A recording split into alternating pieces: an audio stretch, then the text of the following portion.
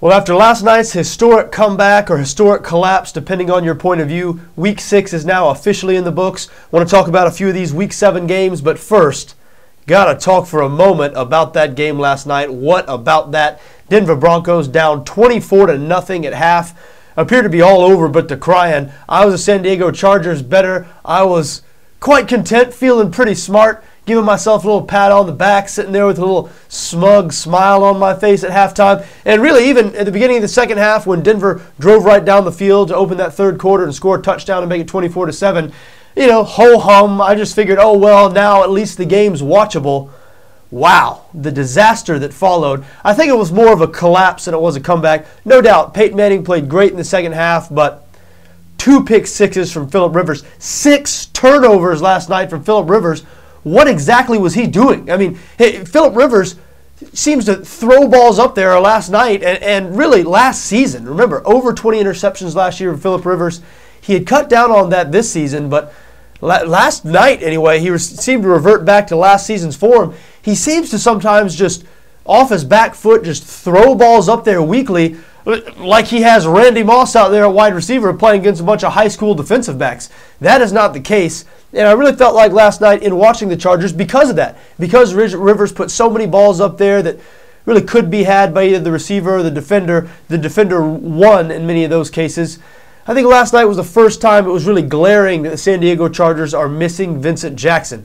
There was clearly no number one wide receiver, no number one option, and aside from Antonio Gates, who Rivers targeted early and often last night, but Gates just doesn't appear to be as fast as he used to be. But aside from Gates, it doesn't appear as though the Chargers have anybody who can actually fight for a ball and win a one-on-one battle with a defensive back. But boy, I'm still bitter about the game. It was one of those things where in watching it, again, I felt it was just such an easy win at halftime, and I had such a great weekend, 3-0 on a college football Saturday, had won both of my bets on Sunday, so last night would have made it 6-0, so I'm just riding as high on the horse as I can be. And then when I saw it unfold in the second half, the way it did, it was just sickening. After the game was over, I sort of gotten over it. I was like, well, that's the way it happens. Can you believe that? Vented a little bit on Twitter, at BETDAQ NFL, if you're not following us on Twitter yet. But then I woke up this morning and it was one of those games, and sports can do this to you. If you're a big sports fan, if you're a sports bettor, or even if you're just a big fan, sometimes you get over it when you go to bed, but you wake up in the morning and the first thing you think about is, I mean, that would have been some pretty big money for me today. Would have liked to see the Chargers win last night. They did not do it. Disgraceful the way they collapsed and let the Denver Broncos come back. A huge game in the standings for both teams because it looked as though Denver was about to go 2-4. And the Chargers, if they'd won that game, Chargers would have taken a 2-game lead in the AFC West, been all by themselves in first place, and they would have already been 3-0 in the AFC West. So they really had a stranglehold on that division. Now, it's Denver's division to lose. I mean, I know technically they're tied for first place with San Diego, but no faith in the gutless Chargers after watching that second half performance last night. Absolutely brutal. Anyway, on to Week 7. And what do we know about the NFL heading into Week 7? Who's the best team? I cannot remember a time in the NFL since I've been following the NFL in the 20-some-odd years. I'm 30 years old, so I've been following the NFL since I was a little kid, since Joe Montana was winning Super Bowls. I cannot remember a time where through 6 weeks of the season we know less about who the great teams are. I mean, a lot of times you don't know which teams are going to make the playoffs. Every year through 6 weeks, there's a lot of things to be decided. But usually you can identify the 2 or 3 best teams or really good teams. Who are those teams this year? I mean, coming into last week, everybody was said the Houston Texans, the San Francisco 49ers. Well, both those teams blown out at home this past week, so really tough to sit here and make an argument that, San Francisco is the best team in the league after they got beat 26-3 at home by the Giants. Likewise, Houston Texans gave up 42 at home to Green Bay. Are they the best team in the league? The Atlanta Falcons are the only undefeated team left in the league, but if you saw that game against the Oakland Raiders on Sunday, when the Falcons were thoroughly outplayed by a one-win team, that team sure didn't look like the best team in the league. And if you're going to start pointing to some of the usual suspects, the teams that we thought coming into the season were going to be really good, like the New York Giants, like the Green Bay Packers, I mean, are you just going to brush over the losses they've had this year and just call them the best team in the league based on what they did last week? Maybe the Giants we should do that, I guess, being that they're defending Super Bowl champions, being they beat the San Francisco 49ers 26-3 on the road. I guess the Giants, you'd have to say, are the best team in the league right now, maybe, but hey, they lost a couple times this year. They were behind big to the Cleveland Browns a couple of weeks ago. As a matter of fact, if not for a turnover late in the first half of that game that really turned the momentum of that game, the Browns, who were winless at the time, could have go on and won that game. Who knows? So it's we have a lot of parity in the NFL. We know that. We know about all the competitiveness and the competitive balance, but I just can't ever remember a time where through 6 weeks, nobody knows who the best team is. Nobody knows who the elite teams are. The AFC, there are 2 teams with a winning record right now. 2, Houston and Baltimore. And Baltimore, I mean, they're 5-1, and a lot of people are saying, well, Baltimore, maybe they're one of the best teams. Well, first off, their defense has not been at all what we expect out of the Baltimore Ravens defense, and now with the injuries they've suffered, quarterback Ladarius Webb out for the year after injuring himself in the last game, and more importantly, Ray Lewis, the heartbeat of that defense, the captain. Ray Lewis out for the year and maybe done for his career after tearing his triceps on Sunday. So the Ravens now, I mean, they had a defense that was struggling before. Now I expect that defense to maybe even be a bad defense. It's been a long time since Baltimore had a defense you would classify as bad. But I think that's what we might be looking at now for the rest of the year out of the Baltimore Ravens. So I certainly don't feel comfortable calling them the best team in the league. Now, Baltimore and Houston are the only 2 teams in the AFC with a winning record, and they are facing off this week in what I think is the best game of the week. And I do want to talk about a few of these games now this week. I want to talk about this Baltimore-Houston game, but first, I want to start with a Thursday night game. Seattle Seahawks going on the road to face the San Francisco 49ers. Seattle has been very, very impressive this year, beating New England at home last week. Russell Wilson outplaying Tom Brady in the clutch. Who could have guessed that? Really, Wilson, and maybe I'm a little too hard on Wilson, who's coming into the game. I felt like Seattle was still the same team they had been last year and the year before, a team with a really good defense who could run the ball with a glaring weakness, and that weakness was they couldn't pass the ball. And certainly the numbers backed me up on that. Seattle was 31st in the league in passing heading into last week, but Russell Wilson had the best game of his young career last week. He is a rookie. He will be getting better as the weeks progress. So if Russell Wilson can develop and become the player that he was last week in the second half against the New England Patriots, boy, the sky is the limit for the Seattle Seahawks because they do have a stout defense. And this game, Seattle at San Francisco on Thursday night, we will see some defensive football at its finest. Coming into last week, these 2 teams ranked number 1 and number 2 in the NFL in total defense. So when you see a total like 37.5, which is what BETDAQ has it right now in this game, that's why, because both these teams somewhat limited on offense, conservative offenses. I think we can safely call these teams conservative offenses that like to run the ball, and both these teams great defenses. San Francisco right now installed as a 7.5-point home favorite.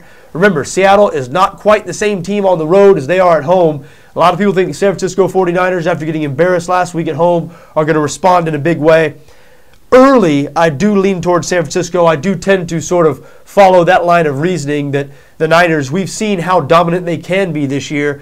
What a disgraceful performance that was on Sunday. They have an instant opportunity now on national TV. Thursday night, a short week, a quick opportunity to get that out of their system against a division rival. Wouldn't be surprised if San Francisco took care of business, but still a couple days before that game, obviously. We'll look a little deeper at it. We'll be previewing that game here on the site as we preview every game here on BETDAQ NFL. Other game I want to talk about, the game we mentioned a few minutes ago, the best game of the week maybe. The only two teams with a winning record in the AFC, not undefeated teams.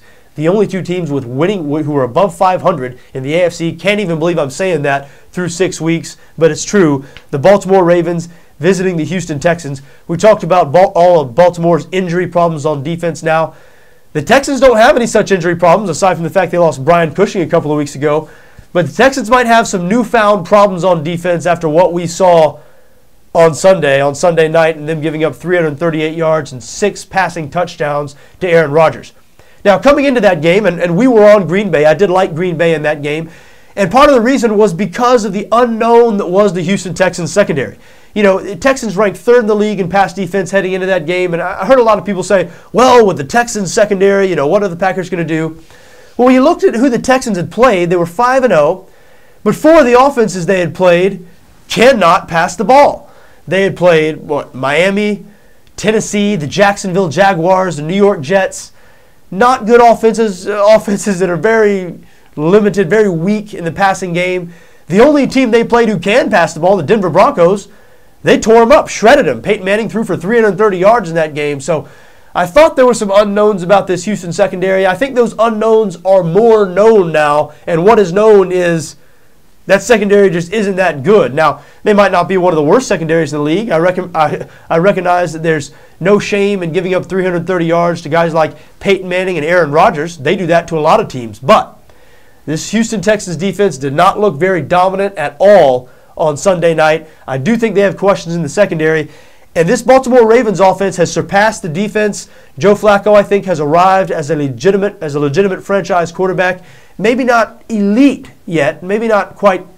I wouldn't rate him top 6 or 7 in the league. But I think he's in that next group. Maybe the next 6 after the top 6, Joe Flacco, which is pretty good. I mean, this is a guy who a couple of years ago, a lot of people looked at him as the weak link on this Baltimore Ravens team.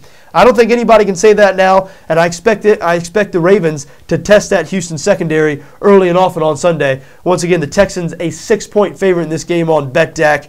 A little early in the week to be making a call on this game, but we will be getting to it as the week goes along. Another game that caught my eye, another game I want to mention, a couple of surprise teams early in the year that after suffering losses last week, what do you make of these teams now? Is our opinion of these teams back to close to what it was at the beginning of the season, which is not very high, or do we think last week was an aberration? I'm talking about the Arizona Cardinals going on the road to face the Minnesota Vikings. Both these teams 4-1 in first place in their division heading into last week, but Arizona lost at home to the lowly Buffalo Bills. Vikings lost to rookie quarterback Robert Griffin of the Washington Redskins.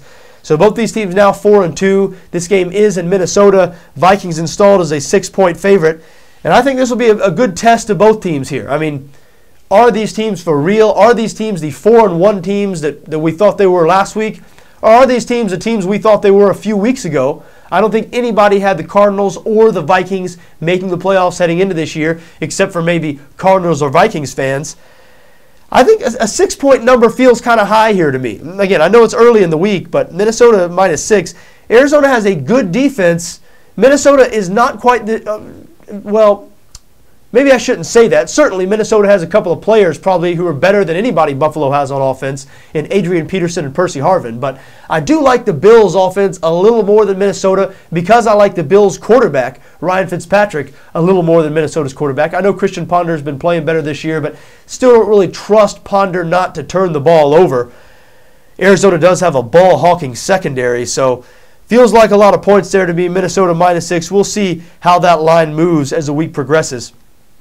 Another game, an AFC East battle that's sure to get a lot of press. New York Jets going on the road to face the New England Patriots. Now, the AFC East, all 4 teams are 3-3, which is really surprising. Just like the rest of the NFL, head-scratching right now. You don't know what to make of it. I guess the Patriots are the best team. You have to just say the Patriots are the best team, right? I mean, they've shown us over the years that they're better than these teams, the Jets, the Bills, the Dolphins, at least most years. The Bills and the Dolphins, they've been better than those teams every year for the past 10 or 12 years. They've been better than the Jets most of those years. But everybody's 3-3 now. Odds makers clearly think New England's still the best team here because the Patriots are installed as a 10.5-point favorite, 10.5-point home favorite over the New York Jets.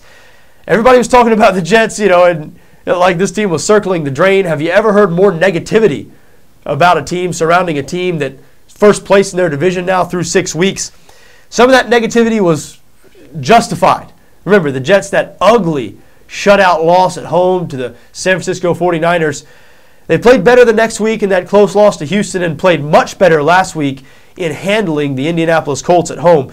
They really changed philosophy a little bit in that game, and it's not being talked about. A lot of people say, oh, well, the Jets finally broke through running the ball. Well, they broke through running the ball because they tried to run it a little more. And when you look at what they did passing in that game, even though they got a couple of their weapons back, Stephen Hill, Dustin Keller, a couple of weapons in the passing game who had missed a couple of games, still, Tony Sparano apparently decided he was not that comfortable with Mark Sanchez throwing the ball a lot or throwing the ball downfield. Sanchez only attempting 19 passes in that game, only throwing for 82 yards. And really, most of those 19 passes were dink and dunk and dink and dunk. Just easy little completions trying to get the ball out of Sanchez's hand. First time in 5 games he's completed over 50% of his passes. first time in a few games that he's had 0 turnovers. So those are key things. Obviously, the Jets, they don't want incompletions. They really don't want turnovers. So we might see more of this going forward. We might see the Jets. That's what they talked about all offseason. Oh, power running game, but a lot easier said than done sometimes. You know, it's tempting to take those shots, to throw the ball a little bit, but we saw last week, and maybe it's because they didn't need to. Maybe it's because they got a lead against the Indianapolis Colts, and that's just the way the game went. But I have a feeling that some of that was by design. I have a feeling Sparano intentionally threw the ball less in that last game, had Mark Sanchez complete or attempt more easy passes, dink and dunk type passes, throw the ball down the field less, even though, as I said, they had more healthy options in the passing game in terms of the receiver position and at tight end with Dustin Keller than they had in a couple of weeks. So we'll see if the Jets continue on with that change of philosophy. I expect them to. I expect them to try to run the ball a lot this week to keep that New England offense off the field. And New England's offense, by the way, they're running the ball more than they have in several years. Stephen Ridley is really sort of developed into the lead back there in New England. They're 4th in the league right now in rushing offense. Very surprising from that New England Patriots offense that we've come to know as a pass first, pass second, and pass third unit. This year, that's not really the case. Final game I want to mention, final game that really caught my eye. Of course, we'll be previewing all these games on the site, but in this little preview, final game I want to talk about the Monday night game. Detroit Lions going on the road to face the Chicago Bears. Chicago installed as a 5-point favorite in this game. And really the Bears, I heard a couple of people trying to make an argument for why the Bears might be the best team in the NFC now. And I think the only reason people are making that argument is because we didn't see them last week. So many of these other teams we saw them disappoint. We saw them lose. Teams like the San Francisco 49ers, teams like the Houston Texans. Even though the Atlanta Falcons didn't lose, they were disappointing last week. And it's almost like the Bears, out of sight, out of mind. Last time we saw them was in that blowout win over Jacksonville. So people might be thinking the Bears are a little bit better than they actually are right now, I think. Let me remind you that last week, if the Bears had been playing, I don't think anybody would have been shocked if they would have been surprised, if they would have been upset like some of these other teams were, because the Bears have shown, not only this season, I guess it's only happened to them once this season in that bad loss to Green Bay, but they have shown throughout the last couple of years, really in the Jay Cutler era, they have shown they're susceptible to a letdown. They're not exactly a consistent, reliable team. They're at home as a 5-point favorite over their division rival Detroit Lions on Monday night. Now, Detroit, a huge win, maybe a season-saving win on Sunday over the Philadelphia Eagles. Really had no business winning that game. They were down 10 points late in the fourth quarter, pulled out the victory. I thought Detroit looked bad in that game. Detroit looked bad this season. 1-3 heading into that game, 0-4 against the number. They finally now covered. But they looked bad throughout most of that game. Now, it seemed as though in the second half of the fourth quarter, in the last half of the fourth quarter, their offense, once the game was all but decided, they were down 10 points, and there was nothing for them to do but spread it out, hurry it up, and chuck the ball downfield. Lo and behold, they started moving the ball. So we'll see if they start to do a little more of this in the first 3 quarters. Detroit, coming into that last game, was second in the league in total offense, and most of that was because they'd been down in so many of their games that they'd had to employ that sort of strategy towards the end of games, just throwing it all over the field. They racked up with some garbage yards in their other games. In this last game against Philadelphia, it turned out not to be garbage yards, turned out to be very necessary yards, ended up winning him the game. So if I was a Detroit fan, I think I'd want to see him open it up and spread it out and throw it downfield a little more throughout the first 3 quarters. We'll see if they do that against the Chicago Bears. Chicago, their numbers as far as pass defense, very good this year. They appear to be much improved from that leaky Bears secondary last year. But when you look a little closer, look at the schedule, look at the teams they've played, they've had some good games against some teams that can't pass the ball very well, teams like St. Louis and Jacksonville. When they face teams like Green Bay or even rookie Andrew Luck in his first start, they've given up some passing yardage. So this is going to be a good test of that Bears secondary. Are they really much improved from last year? Or are they still maybe a weak link in this Bears team? I think we'll know a lot more after Monday night. Now, not sure I have a whole lot of faith in the Lions after what we've seen out of this team this year. Like I said, I didn't even think they looked good in winning on Sunday.